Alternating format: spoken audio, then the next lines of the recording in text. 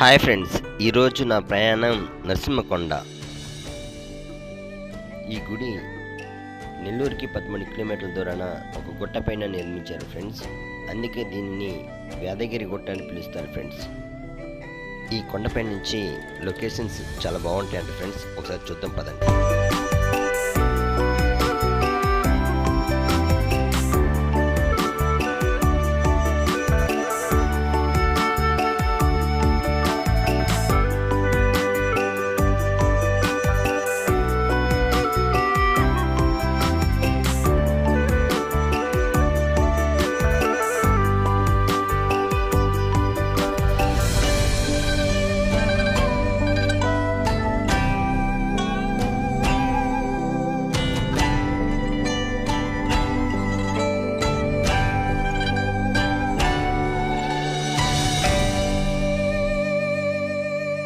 ఈ గుడి చరిత్ర చూసినట్టయితే 8వ శతాబ్దంలో పల్లవులకు చోళులకి మధ్య పెన్న నది తీరాన పెద్ద యుద్ధమే జరిగిందని చెప్తున్నారు ఫ్రెండ్స్.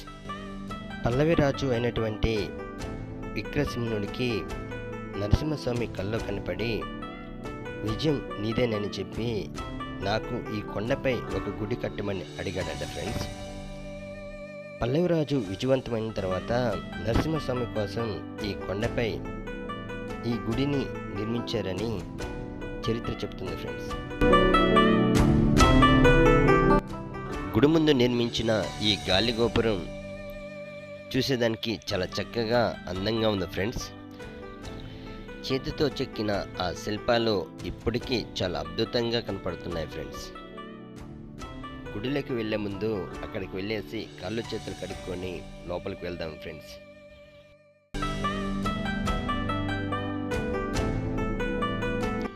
శిల్పకారులు యంత్రాలు లేని టైంలో చేతితో చాలా చక్కగా చెక్కారు ఫ్రెండ్స్.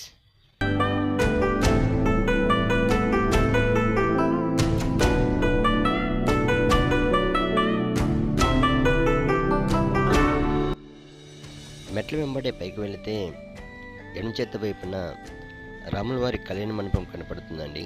త్రేతాయుగంలో రాములవారి ఇక్కడికి వచ్చినట్టు ఆనవాళ్ళు. ఇదే కళ్యాణ మండపంలోనే ఆదిలక్ష్మ వారికి నరసింహస్వామికి కళ్యాణం జరిగిందని చెప్తున్నారు ఫ్రెండ్స్. నరసింహస్వామి గర్భగుడికి ఎడమ వైపున హనుమంతుడు, కుడివైపున గరుకుమంతుడు ఉంటాడు ఫ్రెండ్స్.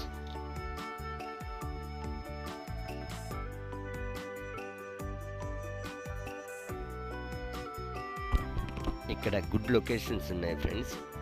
ఇక్కడ వ్యూస్ చూసినట్టయితే పెన్న నది, నెల్లూరు చాలా అందంగా కనపడుతుంది ఫ్రెండ్స్.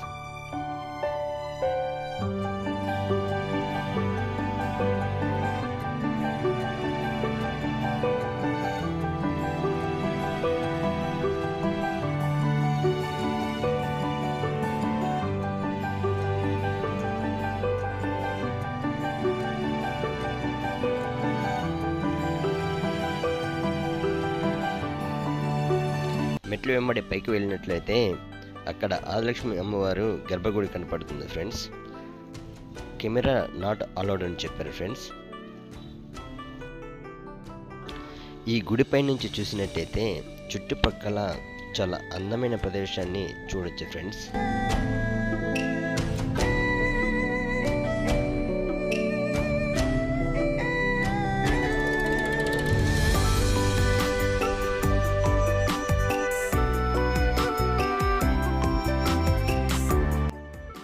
అమ్మవారు గర్భగుడి ఎడమ వైపున ఒక సంతానం చెట్టు కనపడుతుంది friends.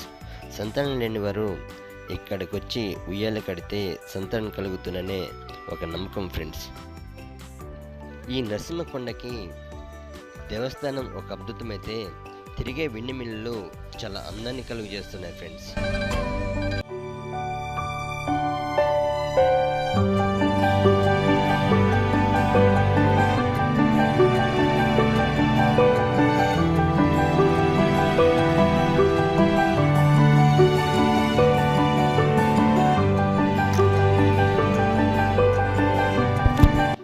Like and share, subscribe my channel.